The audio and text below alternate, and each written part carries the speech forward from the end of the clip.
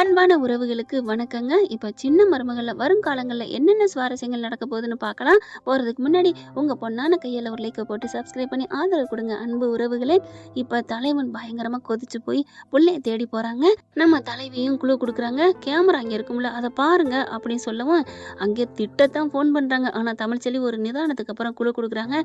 தமிழ்ச்செல்வி குழு கொடுத்ததை வச்சு கேமரா வச்சு யார் தூக்கிட்டு போனாங்கன்னு கொக்கு பாய்ச்சலா புடிச்சிடுறாங்க. குட்டுமியோட புடிச்சு அள்ளி எடுத்து குழந்தையும் காப்பாத்திடுறாங்க. அதுக்கப்புறம் குழந்தை கிடைச்சத சொல்லிடுறாங்க.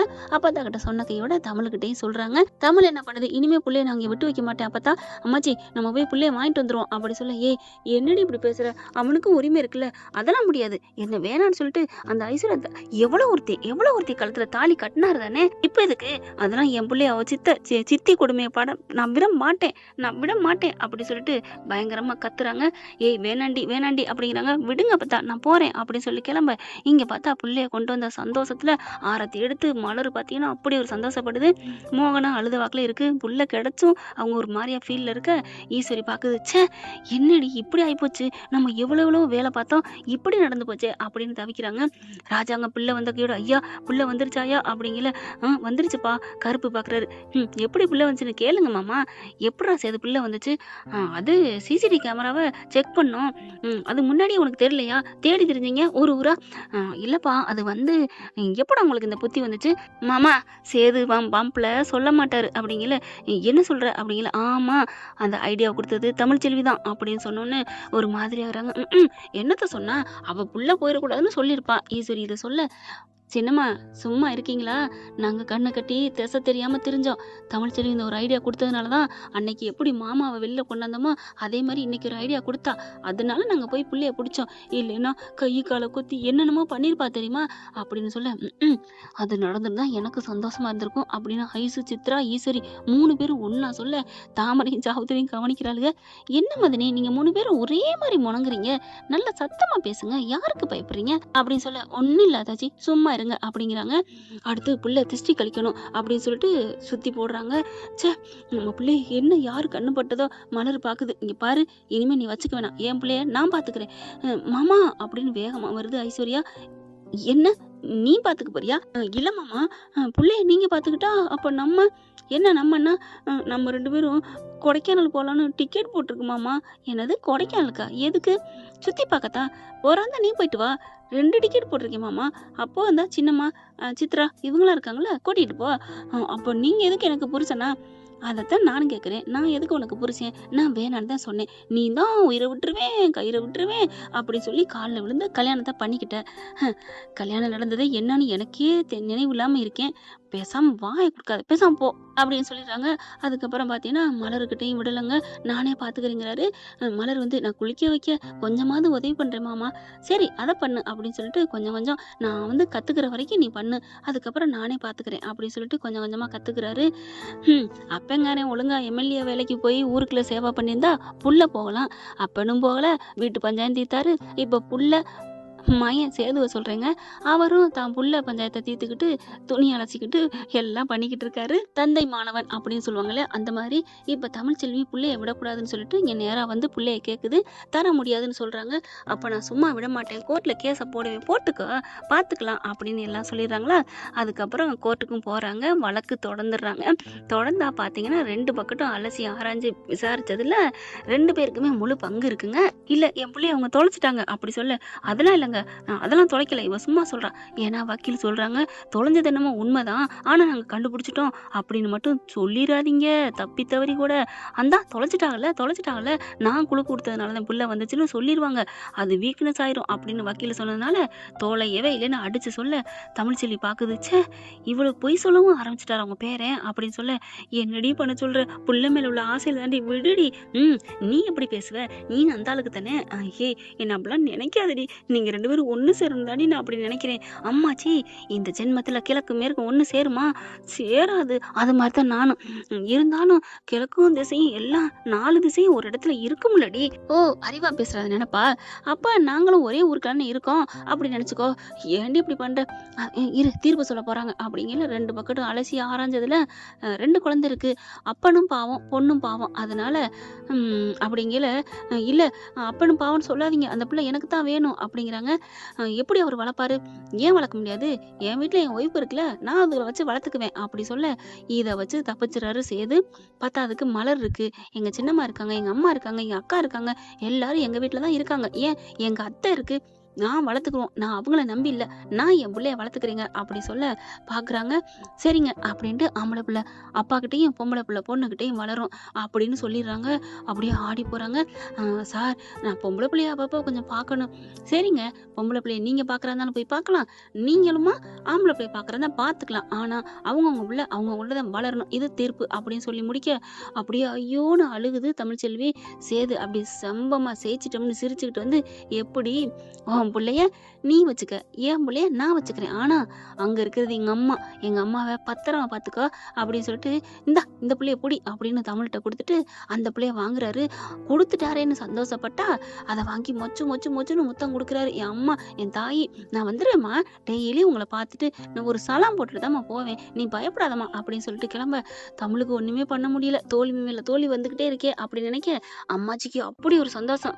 இதைத்தானடி ஆசைப்பட்டேன், இனிமே நீ ஒன்றும் பண்ண முடியாதுடி அப்படின்னு சொல்ல இங்கே வீட்டுக்கு வந்துடுறாங்க. வீட்டுக்கு வந்ததுக்கப்புறம் அச்சே முழுசா தீர்ப்போட வந்துட்டாரே, இப்போ என்ன பண்ணுறதுன்னு ஐஸ்வர்யா கடந்து தவிக்குது.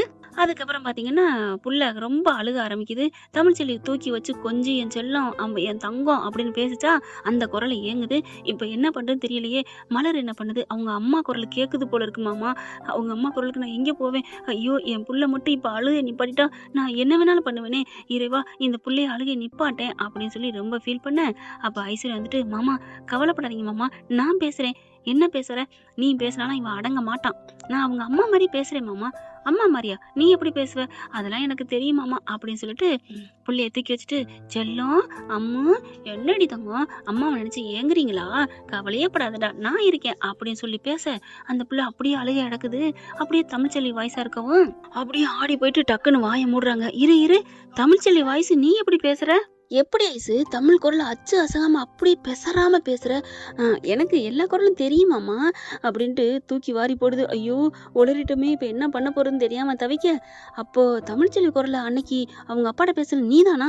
ஐயோ மாமா அது நான் இல்லை, இப்போ நீங்க சொன்னீங்கல்ல புள்ள அழுகை நிப்பாட்டினா என்ன வேணாலும் செய்வேன்னு, அதுக்காக தான் மாமா பேசினேன். ஏய் உனக்கு எல்லா குரலும் பேசுவேன் இப்போ தானே சொன்னேன் மாமா, ஆனா அன்னைக்கு நான் பேசல மாமா. ஏய் அப்படின்னு சொல்லிட்டு செம்ம காண்டாகிறாரு. பிடிச்சி தரன்னு பிடிச்சி இழுத்துட்டு வந்து கூடத்துல போட, என்னாச்சுப்பா அப்படின்னு எல்லாரும் வராங்க. என்ன நடந்திருக்கு தெரியுமா அப்படின்னு சொல்லி ஊரே கூட்ட. ஊருன்னா வீட்டை தாங்க சொன்னேன், இந்த வீடு தான் ஊரே மாதிரி இருக்குங்களா. ஆளுங்க எல்லாரும் வந்துடுறாங்க. ஆளுக்கு என்னாச்சு ஏதாச்சுன்னு கேட்க ராஜாங்கத்தை கூப்பிட்டு வச்சு மோகனா கூப்பிட்டு வச்சு கீழே கிழிச்சு கட்டாரு. நீ பாருங்கப்பா, இவதாப்பா எல்லாம் பேசியிருக்கிறா, இவதாப்பா தமிழ்ச்செல்வி மாதிரி பேசியிருக்கா. ஐயோ இது தெரியாம நான் தமிழ்ச்செல்வி மேல கோவப்பட்டனே, வெறுத்துட்டனே, நல்லவளை நான் கடுப்பேத்திட்டனே, ஐயோன்னு அடிச்சுக்கிட்டு முட்டிக்கிட்டு அழுக. மாமா அழுகாதீங்க மாமா அப்படின்னு மலர் வந்து தடுக்குது. தாமரையும் தடுக்க சாவத்து இருந்துட்டு, ஐயா நான் தான் சொன்னேன் ஐயா, நீ கல்யாணம் பண்ணாத, இவளுக்கு நம்பாதேன்னு கேட்டியா? நான் என்ன பண்ணுவேன், ஒரு உயிர் போகக்கூடாதேன்னு நான் தாலி கட்டுனேன் அப்படின்னு சொல்லிட்டு கீழே.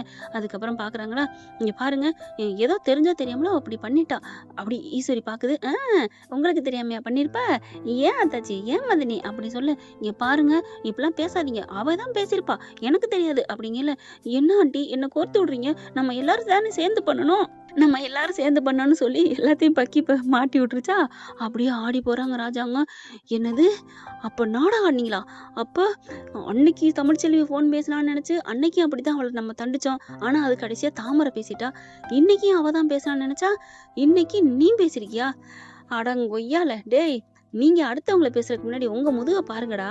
நீங்க எல்லா தப்பையும் பண்ணுவீங்க, அவ தமிழ்ச்செல்வி மேல எந்த தப்பும் இல்லைன்னு நிரூபிச்சுக்கிட்டே இருப்பா. ஆனாலும் ஒரு தப்பை கோர்த்து வச்சு கொண்டு வந்து நிப்பாட்டி விரட்டி விடுவீங்க. என்னங்கடா நியாயம்? அன்னைக்கும் அப்படித்தான் பண்ணீங்க, இன்னைக்கும் அப்படித்தான் பண்ணீங்க, இன்னியும் திரும்பி வந்தாலும் மறுபடியும் ஏதாவது அவன் மேல ஒரு பழிய போட்டு அனுப்பிக்கிட்டே தான் இருப்பீங்க. அதனால தமிழ்ச்செல்வி இந்த வீட்டையே வெறுத்துருச்சு. இப்ப ஈஸ்வரி முந்திக்குது. சரிப்பா ஏதோ தெரியாம பண்ணிட்டா, அதுக்காண்டி தாலி கட்டின பொண்டாட்டிய நீ இல்லைன்னு சொல்ல முடியுமா? தொட்டு தாலி கட்டிருக்க, அவளை விரட்ட முடியாது அப்படிங்கல. என்னது தொட்டி தாலி கட்டினா விரட்ட முடியாதா அப்படின்ட்டு சேது செம்ம காண்டாடுறாரு. சின்னம்மா என்ன நினைச்சிட்டு இருக்கீங்க? தொட்டு தாலி கட்டி 2 புள்ளைய கொடுத்தா, அவளையே தப்பு பண்ணான்னு தெரிஞ்சோன்னா விரட்டி விட்டவங்க நம்ம. அப்படி இருக்கல, என் நிழல் கூட இவ மேல பட்டதே இல்லை, அப்புறம் எப்படி இவளை நான் மன்னிப்பேன் அப்படிங்கல. மாமா என்ன மன்னிச்சிருங்க அப்படிங்கல. நானும் போனா போதுன்னு பாக்குறேன். எனக்கு நல்ல அரவம் தெரியுது. நான் உனக்கு தாலி கட்டவே இல்ல அப்படின்னு சேது சொல்ல, என்னையா சொல்ற? ஆமாப்பா, எனக்கு நல்லா தெரியுதுப்பா. நான் ஏதோ ஒரு குழப்பத்துல இருந்துட்டேப்பா. இவளுக்கு நான் தாலி கட்டலப்பா. பின்னாடி கொண்டு போனதோட அவ்வளவுதான். நான் கட்டனா இல்லையான்னு எனக்கே தெரியல. ஆனா அக்கா வந்து டக்குன்னு கட்டிருச்சு அப்படிங்கல. ஐயோ மாமா, அப்படிலாம் இல்ல, நீங்க தான் கட்டினீங்க. ஐஸ்வர்யாவுக்கு தெரியாது இல்லையா? ஆனா சித்ராவும் ஈஸ்வரியும் நல்லா தெரியும். ஆனாலும் வந்து இல்ல சேது, நீதான் கட்டின அப்படின்னு சொல்ல, நான் நம்ப மாட்டேன். நான் தாலி கட்டல அப்படிங்கல. கரெக்டா நம்ம கருப்பு என்ன பண்றாரு, நீங்க ஏன் பயப்படுறீங்க? இந்தா கல்யாண சீடி இருக்குல்ல, போட்டு பார்த்துருவோம். ஐயையோ அப்படின்னு எல்லாரும் அலறி போய் நிக்க, டக்கு டக்கு டக்குன்னு வீடியோல போட்டு காமிக்கிறாங்க. டிவி பெரிய டிவியா, எல்லாரும் பாக்குறாங்க. கரெக்டா தாலியை வாங்கி இந்த பிள்ளை கட்டுதா, ஆடி போறாங்க. ஐயையோ போச்சா, சோனமுத்தா, வடை போச்சா அப்படிங்கிற மாதிரி. என்ன கொஞ்சம் நஞ்சம் ஆட்டமா ஆடுனீங்க.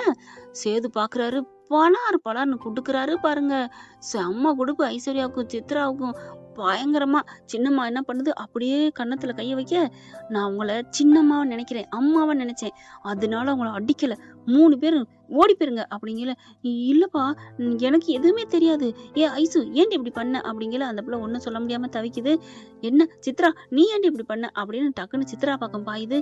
அம்மா அது வந்துச்சு, ஏன்டி இப்படி பண்ண அப்படின்னு திட்ட, இல்லம்மா, ஐஸ்வர்யா அந்த வீட்டுக்கு வரணும்னு ஆசைப்பட்டேம்மா, அதனாலதாம்மா. அப்ப ஏன்டா சொல்லிருக்கலாம் முடி.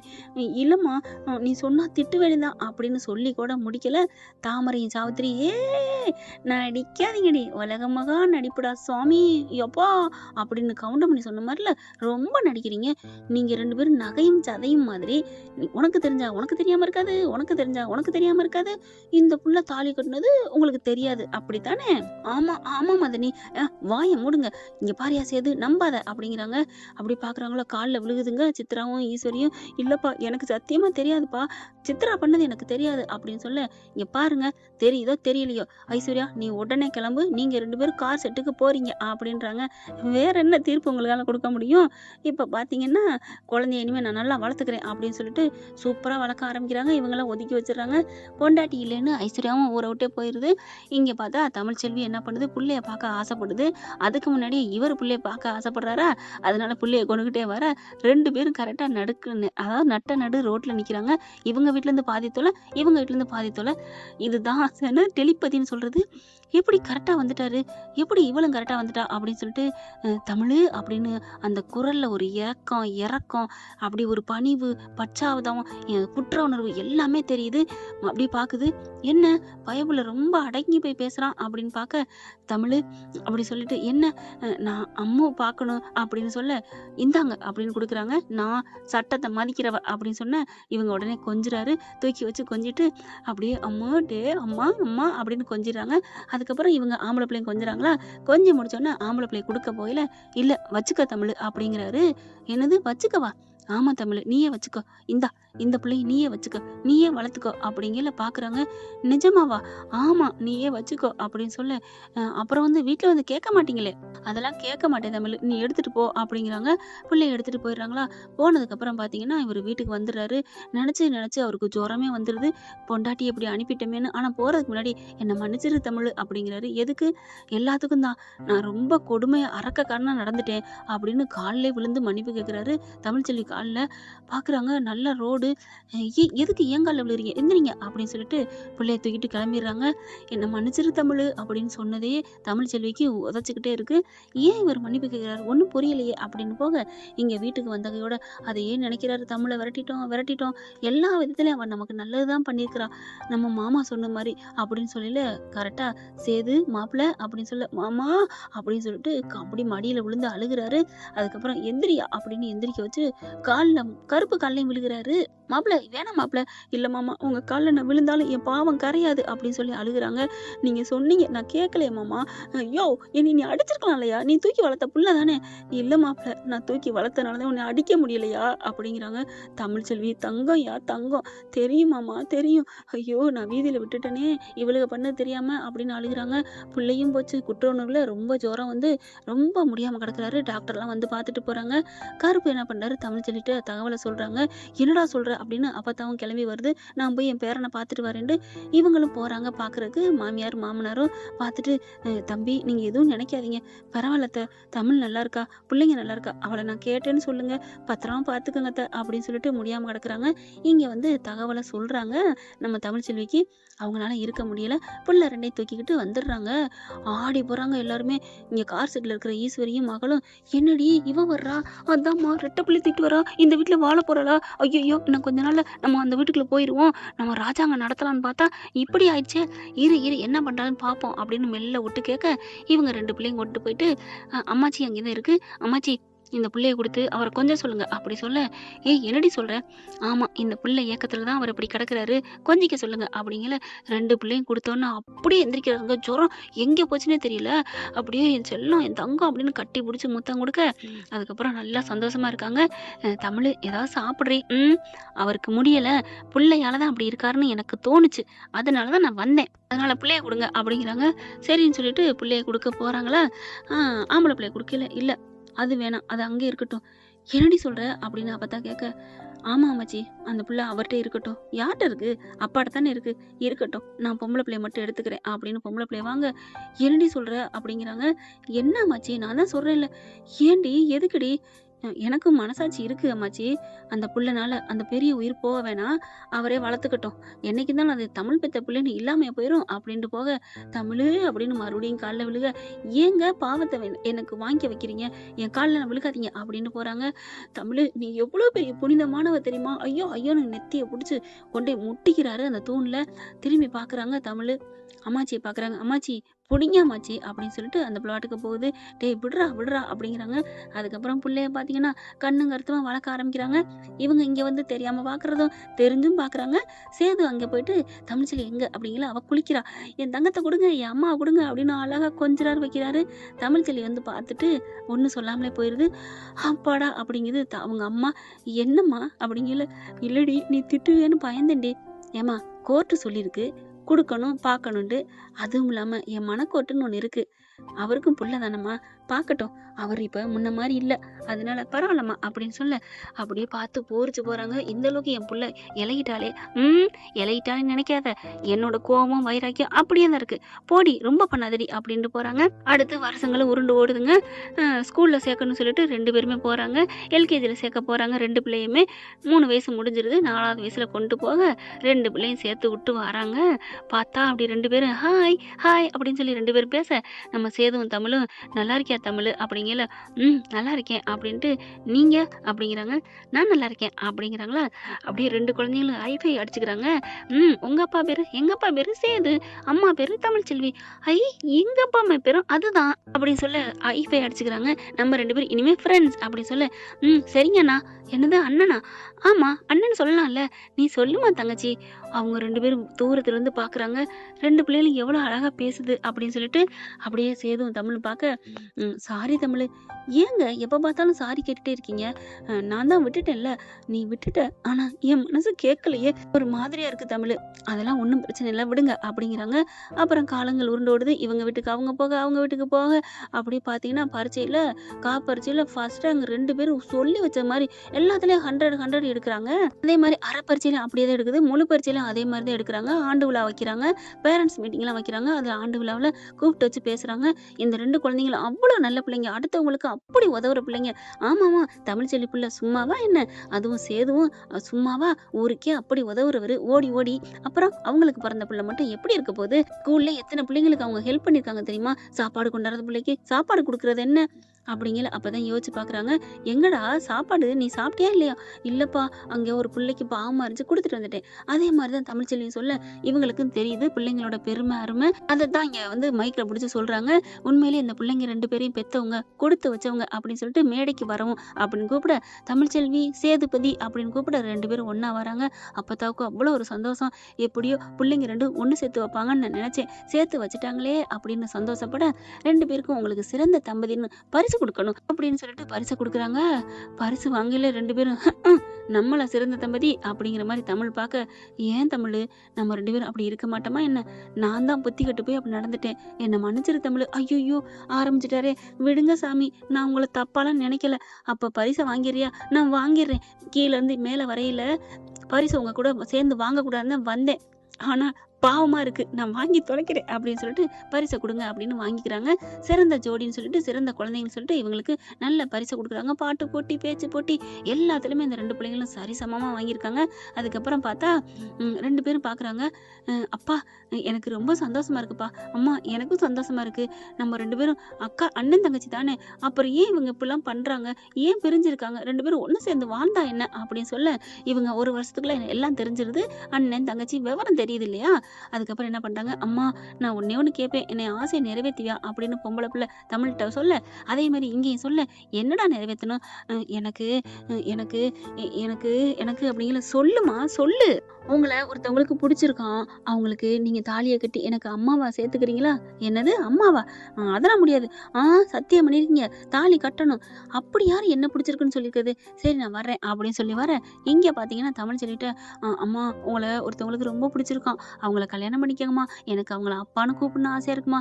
என்னது என்ன கல்யாணம் பண்ணிக்கிறேன்? நீ சும்மா இருமா அப்படின்னு சொல்ல, ப்ளீஸ்மா நீங்க சத்தியம் பண்ணிருக்கீங்க, என் ஆசையை நிறைவேற்றுறேன்னு அப்படி சொல்ல, சரி சரி எவன் நான் பாக்குறேன், எவனுக்கு என்ன பிடிச்சிருக்கு இந்த ஊருக்குள்ள அப்படின்னு சொல்லிட்டு 2 பேரும் வராங்க.